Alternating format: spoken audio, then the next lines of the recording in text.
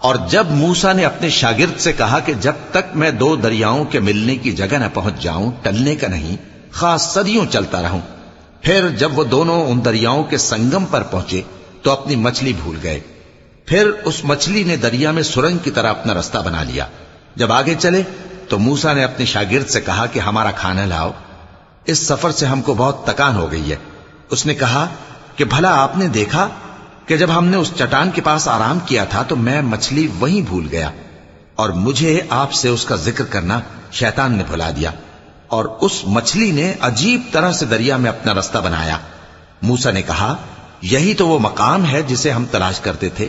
تو وہ اپنے پاؤں کے نشان دیکھتے دیکھتے لوٹ گئے۔ وہاں انہوں نے ہمارے بندوں میں سے ایک بندہ دیکھا جس کو ہم نے اپنے ہاں سے رحمت خاص سے نوازا تھا اور اپنے پاس سے ایک خاص علم بخشا تھا۔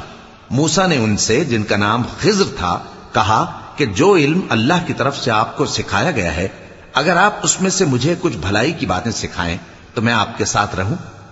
خضر نے کہا کہ تم میرے ساتھ رہ کر صبر نہیں کر سکو گے، اور جس بات کی تمہیں خبر ہی نہیں اس پر صبر کر بھی کیسے سکتے ہو؟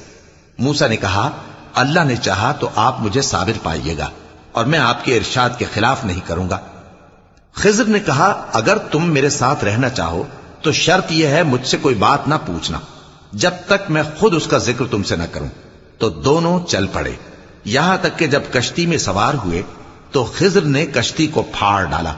موسیٰ نے کہا کیا آپ نے اس کو اس لیے پھاڑا ہے کہ سواروں کو غرق کر دی؟ یہ تو آپ نے بڑی عجیب بات کی۔